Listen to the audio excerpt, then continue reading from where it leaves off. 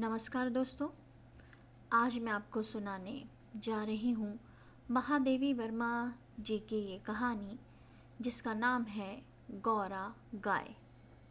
वाचन से पहले आपसे एक सविनय अनुरोध, मेरे चैनल को सब्सक्राइब ज़रूर कर लें जिससे आने वाली हर सामग्री सबसे पहले आप तक पहुँच सके।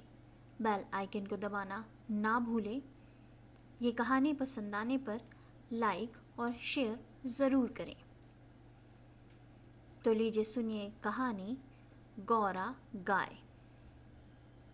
गाय के नेत्रों में हिरण के नेत्रों जैसा विस्मय न होकर आत्मीय विश्वास रहता है।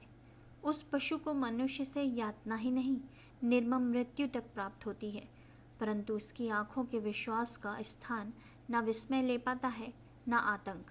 गौरा मेरी बहन के घर पली हुई गाय की वह संधि तक पहुंची हुई बच्चिया थी। उसे इतने स्नेह और दुलार से पाला गया था कि वह अन्य गौवत्साओं से कुछ विशिष्ट हो गई थी। बहन ने एक दिन कहा, तुम इतने पशु पक्षी पाला करती हो, एक गाय क्यों नहीं पाल लेती जिसका कुछ उपयोग हो। वास्तव में मेरी छोटी बहन श्यामा अपनी लौकिक बुद्धि में मुझसे बहुत बड़ी है और बचपन से ही उसकी कर्मनिष्ठा और व्यवहार कुशलता की बहुत प्रशंसा होती रही है, विशेषतः मेरी तुलना में।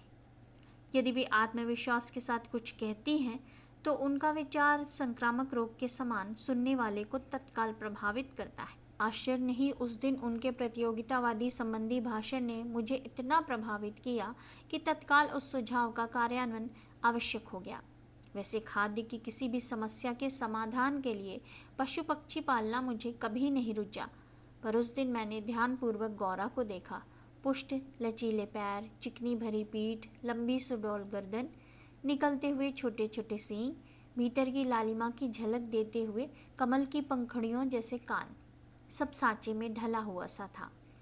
गौरा को देखते ही मेरी गाय पालने के संबंध में दुविधा निश्चय में बदल गई। गाय जब मेरे बंगले पर पहुंची तब मेरे परिचितों और परिचारकों में श्रद्धा का जोर सा उमड़ आया। उसे गुलाबों की माला पहनाई, केशर रोली का बड़ा सा टीका लगाया गया, घी का दिया जलाकर आरती उतारी गई और उसे दही पेड़ा खिलाया गया। उसका नामकरण हुआ गौरांगिनी या गौरा। गौरा वास्तव में बहुत प्रियदर्शनी थी। विशेषता उसकी काली बिल्लौरी आंखों का तरल सौंदर्य तो दृष्टि को बांधकर स्थिर कर देता था।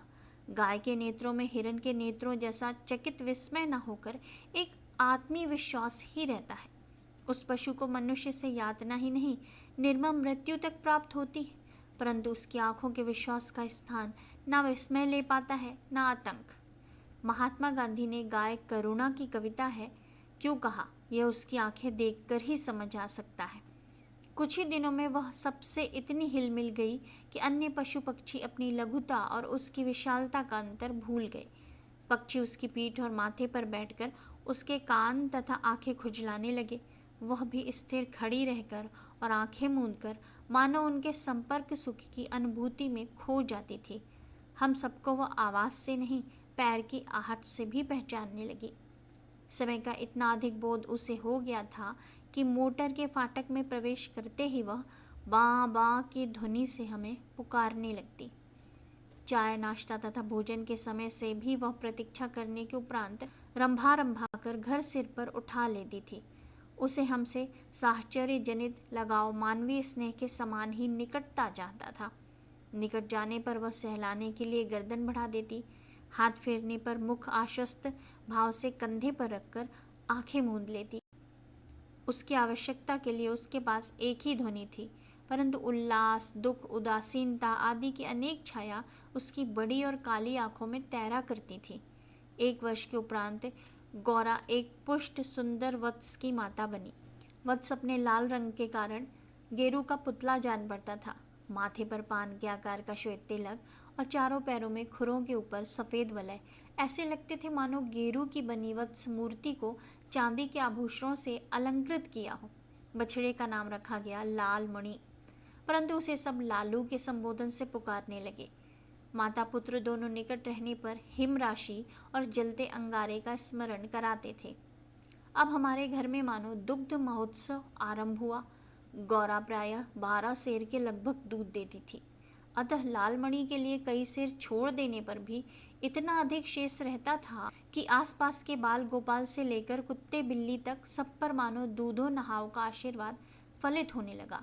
कुत्ते बिल्लियों ने तो एक अद्भुत दृश्य उपस्थित कर दिया था।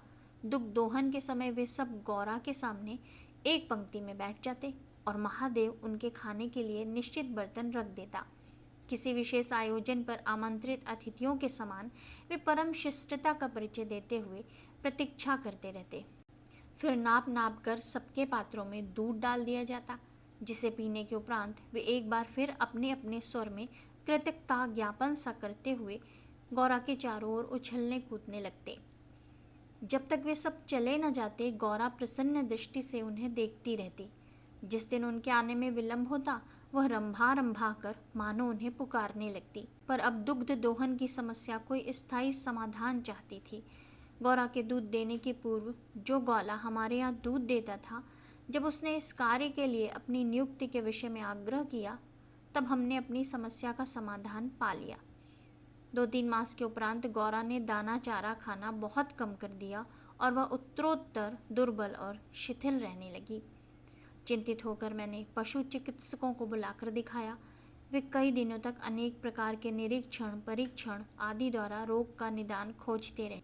अंत में उन्होंने निर्णय दिया कि गाय को सुई खिला दी गई है, जो उसके रक्त संचार के साथ हृदय तक पहुंच गई है।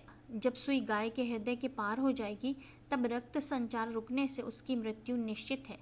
मुझे कष्ट और आश्चर्य दोनों की अनुभूति हुई। सुई खिलाने का क्या तात्पर्य हो सकता है? चारा तो हम स्वयं देखभाल कर देते हैं, परंतु संभव है उसी में सुई चली गई हो। पर डॉक्टर के उत्तर से ज्ञात हुआ कि चारे के साथ सुई गाय के मुख में ही छिपकर रह जाती है। गुड़ की डली के भीतर रखी गई सुई ही गले के नीचे उतर जाती है और अंततः रक्त संचार में मिलकर हृदय में पहुंच सकती है। अंत में ऐसा निर्मम सत्य उद्घाटित हुआ जिसकी कल्पना भी मेरे लिए संभव नहीं थी। प्रायः कुछ ग्वाले ऐसे घरों में जहां उनसे अधिक दूध लिया जाता है, गाय का आना सह नहीं पाते। अवसर मिलते ही वे गुड़ में लपेटकर सुई उसे खिलाकर उसकी असमय मृत्यु निश्चित कर देते हैं। गाय के मर जाने पर उन घरों में वे पुनः दूध देने लगते हैं। सुई की बात ज्ञात होते ही ग्वाला एक प्रकार से अंतर्ध्यान हो गया, अतः संदेह का विश्वास में बदल जाना स्वाभाविक था। वैसे उसकी उपस्थिति में भी किसी कानूनी कार्यवाही के लिए आवश्यक प्रमाण जुटाना असंभव था। तब गौरा का मृत्यु से संघर्ष प्रारंभ हुआ, जिसकी स्मृति मात्र से आज भी मन सिहर उठता है। डॉक्टरों ने कहा, गाय को सेब का रस पिलाया जाए तो सुई पर कैल्शियम जम जाने और उसके ना चुभने की संभावना है। अतः नित्य कई कई सेर सेब का रस निकाला जाता और नली से गौरा को पिलाया जाता। शक्ति के लिए इंजेक्शन दिए जाते। पशुओं के इंजेक्शन के लिए सूजे के समान बहुत लंबी मोटी सिरिंज तथा बड़ी बोतल भर दवा की आवश्यकता होती है। अतः वह इंजेक्शन भी अपने आप में शल्य क्रिया जैसा यातनामय हो जाता था। पर गौरा अत्यंत शांति से बाहर और भीतर दोनों की चुभन और पीड़ा सहती थी।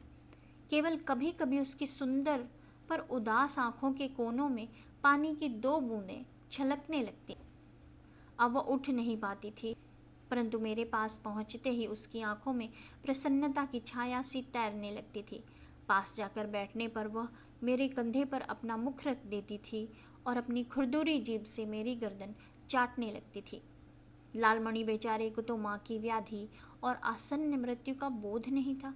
उसे दूसरी गाय का दूध पिलाया जाता था, जो उसे रुचता नहीं था। वह तो अपनी माँ का दूध पीना और उससे खेलना चाहता था। अतः अवसर मिलते ही वह गौरा के पास पहुंचकर या अपना सिर मार मार उसे उठाना चाहता था या खेलने के लिए उसके चारों ओर उछल कूद कर परिक्रमा ही देता रहता।